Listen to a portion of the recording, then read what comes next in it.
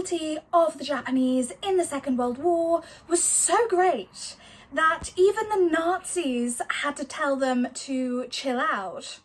And yet, this part of history has largely been forgotten, because when everyone celebrated VE Day in 1945, very few stopped to think of the soldiers and civilians who were imprisoned in Japanese internment camps with no end in sight.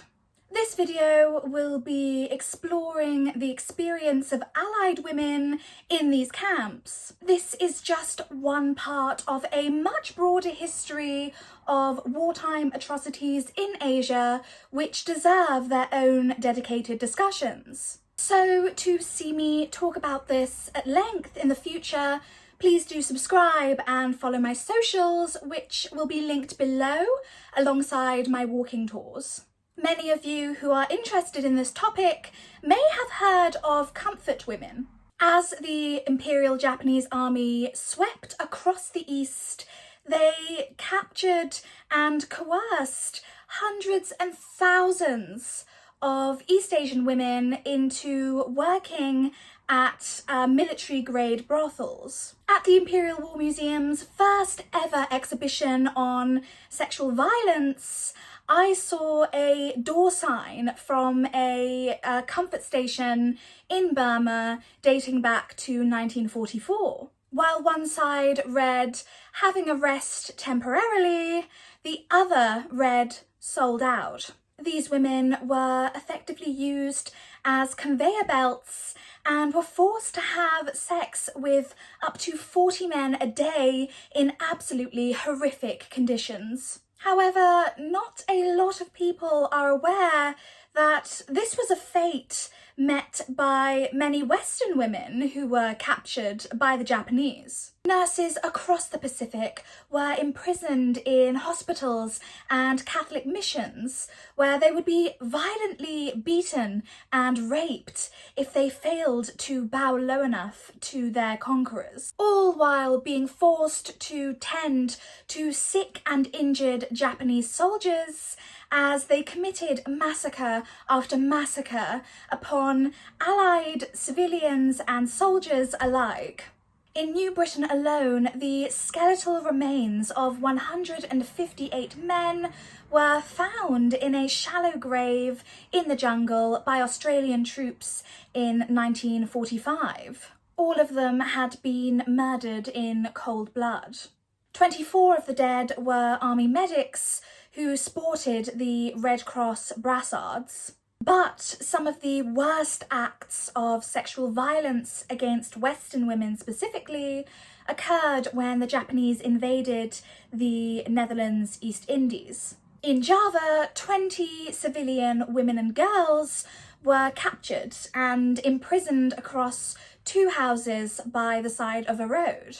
Over a span of 3 weeks, as various Japanese units passed through, these women and girls were violently assaulted over and over again. When the older women protested, the Japanese soldiers simply laughed in their faces. It was only when a very senior officer passed by these houses and witnessed firsthand what his men were doing that he had these women and girls sent off to an internment camp, just to get them away from these men, which did not always work, as we will find out later. The Imperial Japanese Army had zero control over their own men, which, as many of you who are aware of the Nanking Massacre will know. Here in 1937, hundreds of thousands of Chinese women and girls were raped, tortured and murdered en masse with absolutely no sanction from Japanese command. So, of course, when the 1940s rolled around, many of these horrific men were still employed within the army and totally willing to carry out these atrocities once more. A lot of the details surrounding the treatment of Allied and Dutch women at the hands of the Japanese have been suppressed for decades, perpetuated by feelings of shame, the nature of the abuse they underwent, and the fact that the war in the East just carried on forgotten while the entirety of, well, not the entirety of Europe, most of Europe celebrated victory. One of the main antagonists in perpetuating the utter misery of these women was the Kempai, the Japanese version of the Gestapo. One of their roles was procuring women for their military brothels, and between 1941 and 1945, up to 200,000 women were forced to work for the Japanese as sex slaves. At first, they approached actual prostitutes with a wage and so forth, but when this failed and demand began to outweigh supply, they took to abducting women from their homes, whether they be Chinese, Korean, from the Philippines, the list goes on. And then the Kempai began recruiting from internment camps where British, Dutch, Australian, even some French women were imprisoned. The women they selected fell into three categories. First, you had Allied women who had perhaps dabbled in prostitution before the war and maybe even continued to trade sex for extra rations or cigarettes, sometimes even money. Then you had women who had been promised work, respectable work, as a barmaid or a waitress in a Japanese establishment. Given the utterly abysmal conditions in these camps, which we will explore later, they were only, obviously, too thrilled to comply. And finally, you have the women who were forcefully taken from these internment camps in groups. A classic example of this occurred in 1943 when a Japanese pimp and a Kempai officer drew up a list of women from the Muntilan internment camp to go and work at a brothel in Magelang. They then contacted the camp leaders, who also would have been prisoners themselves, and asked if any of the women on this list would make good barmaids. Fortunately, the camp leaders were not born yesterday. You know, the best part of them had not slipped down their mother's leg, because they could see on this list that all the names were those of really quite pretty young women and girls. A few months later, the Kempai arrived at this camp with a bus, and a tenko, or as you might know it, a roll call, was called. The women and girls from the list were called for inspection, and the camp leaders and the camp doctor, again, all prisoners, followed the guards and the group of women, protesting quite loudly that this was a direct violation of the Geneva Convention. When the Kempai escorted the selected girls to the bus, a riot broke out and the internees began throwing rocks and huge clumps of earth at their captors. The Japanese soldiers reacted with unsurprising brutality, slashing at these unarmed, emaciated civilians with their bayonets, as they successfully frog-marched the girls onto the bus. The Kempai returned to the camp a few days later under the guise of wanting new women to replace these girls so they could return to the internment camp.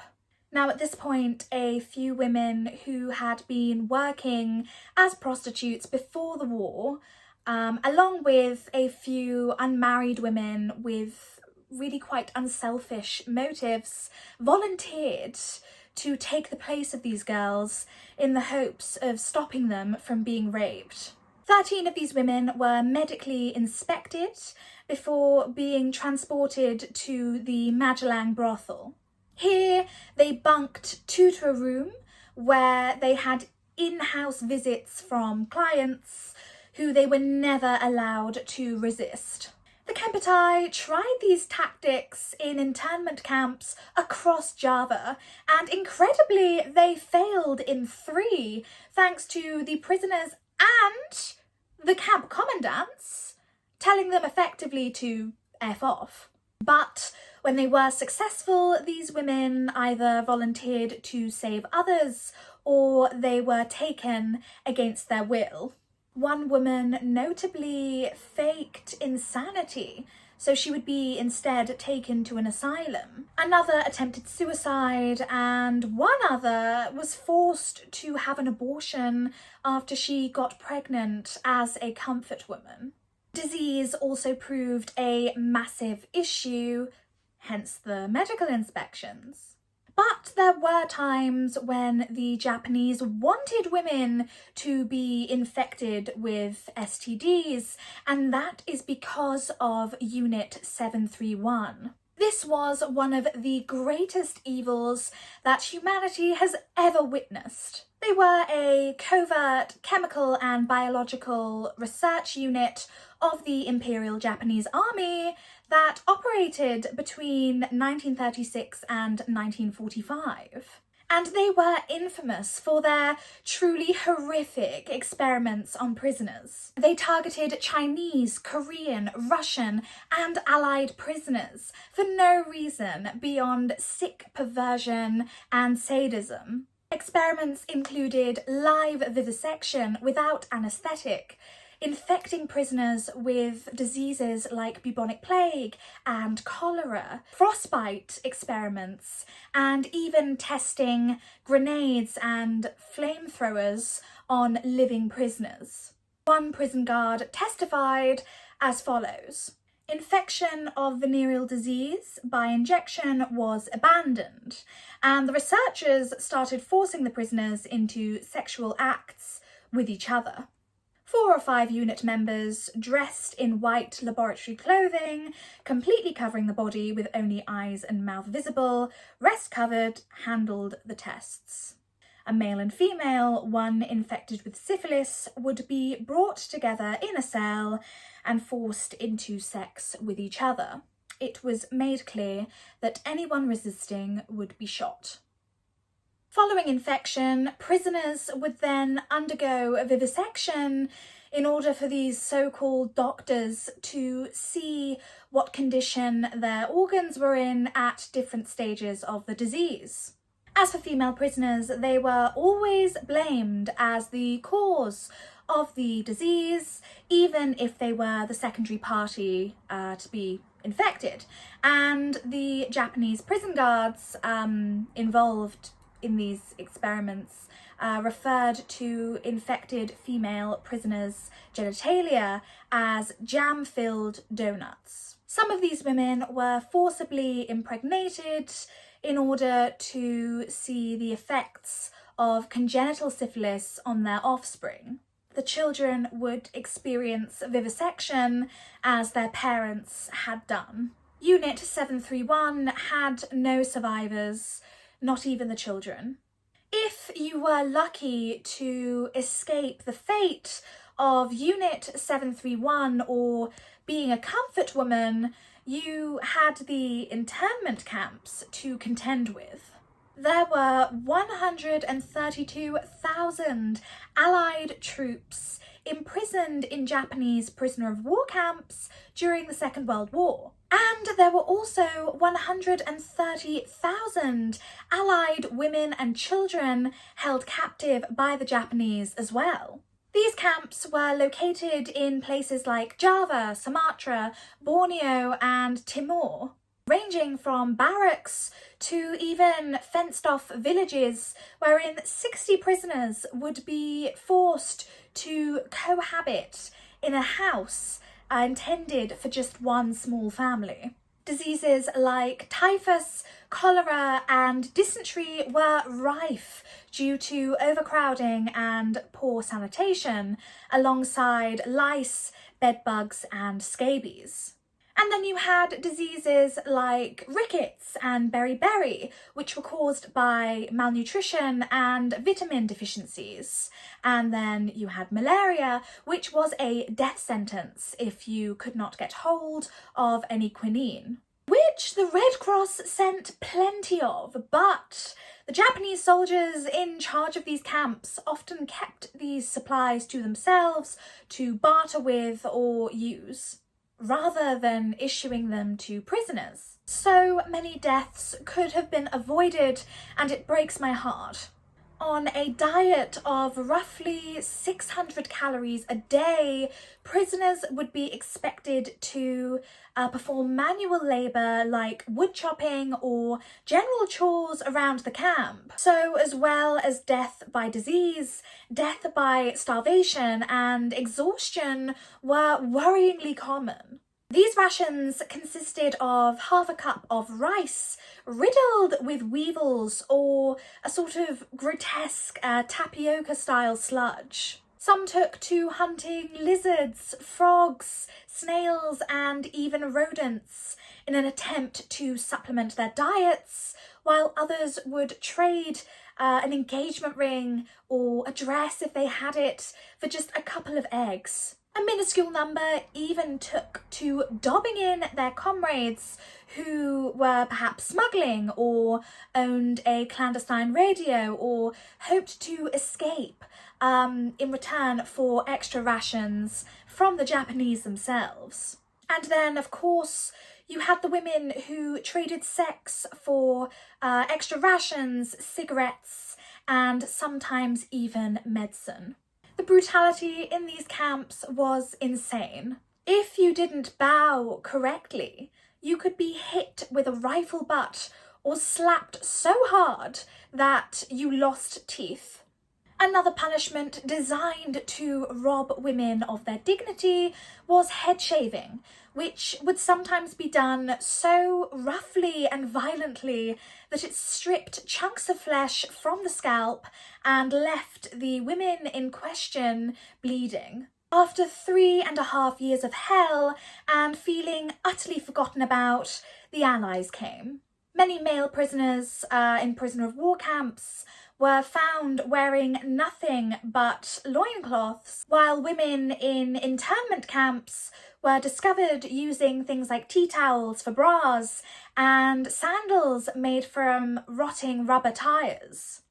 They were emaciated, riddled with disease, and half blind from malnutrition. Until the bombings of Hiroshima and Nagasaki, there were orders from Imperial Japanese High Command for the prison guards to massacre every single person in these camps, should the Imperial Japanese Army be defeated.